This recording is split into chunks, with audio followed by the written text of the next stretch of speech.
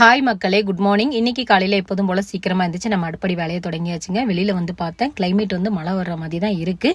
3 நாளாக கரண்ட் இல்லாதனால துணி நிறையா இருந்துச்சுங்க. எல்லாத்தையுமே காலையில் மிஷினில் போட்டு விட்டுறலாம் அப்படின்னு சொல்லிட்டு ஃபஸ்ட்டு வாஷிங் மிஷின் வேலையை வந்து ஸ்டார்ட் பண்ணிட்டேன்.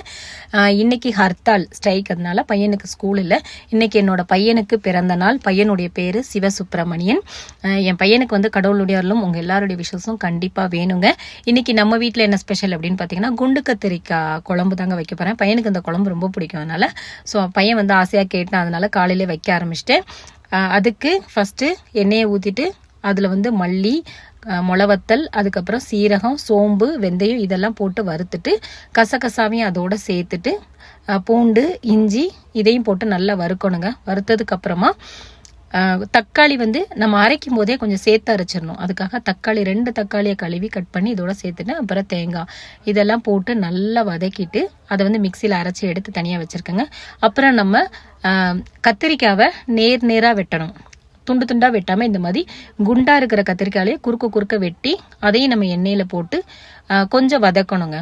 வதக்கினாதான் அந்த டேஸ்ட் வந்து நல்லாயிருக்கும். அப்புறம் எண்ணெயை ஊற்றிட்டு கடுகு, வெந்தயம் இதெல்லாம் போட்டு நல்லா வதக்கினதுக்கப்புறமா வெங்காயம், சின்ன வெங்காயம் வீட்டில் இல்லைங்க, வெளியில் எங்கேயாவது போனால் தான் வாங்க முடியும், அதனால் பெரிய வெங்காயம் போட்டிருக்கேன். உங்களுக்கு தேவை அப்படின்னா சின்ன வெங்காயம் சேர்த்துக்கோங்க. அப்புறம் ஒரு 3 பச்சை மிளகா கீரி அதோடு சேர்த்துட்டு கருவேப்பிலை இதெல்லாம் போட்டு நல்லா வதக்கினதுக்கப்புறமா இதில் வந்து சின்ன தக்காளி, குட்டியாக இருக்கிற தக்காளியை தான் இதுக்கு வந்து நான் சேர்த்துருக்கேன். ஏன்னா 2 தக்காளி ஆல்ரெடி நம்ம அரைச்சி எடுத்து வச்சிட்டோமா, அதனால கொஞ்சமாக எடுத்து வச்சு வதக்கிட்டு நம்ம அரைச்சி வச்சுருக்கோம் இல்லையா மசாலா, அந்த மசாலாவையும் இதோட சேர்த்து அந்த எண்ணெயிலே வதக்கணுங்க. இதுக்கு கொஞ்சம் எண்ணெய் அதிகமாக தான் தேவைப்படும். அரைச்சி வச்சிருக்க மசாலா எல்லாத்தையுமே அதோட சேர்த்து நல்லா வதக்கினதுக்கு அப்புறமா புளி கொஞ்சம் எடுத்துருக்கேங்க.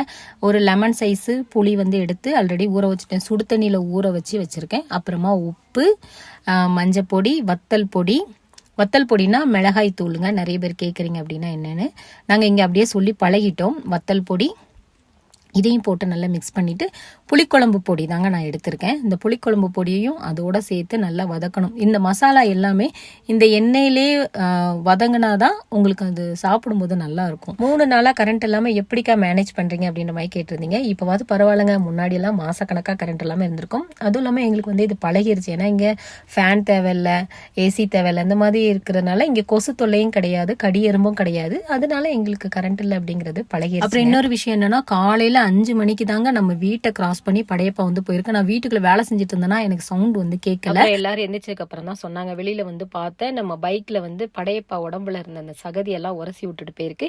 இன்னைக்கு பிறந்தநாள் மற்றும் திருமண நாள் காணக்கூடிய எல்லாருக்குமே கண்ணா கடவுளுடைய அருளும் எங்க எல்லாருடைய விஷயம் கண்டிப்பா இருக்கும். உங்க எல்லாருக்குமே ஹேவ் அ நைஸ் டே மக்களே.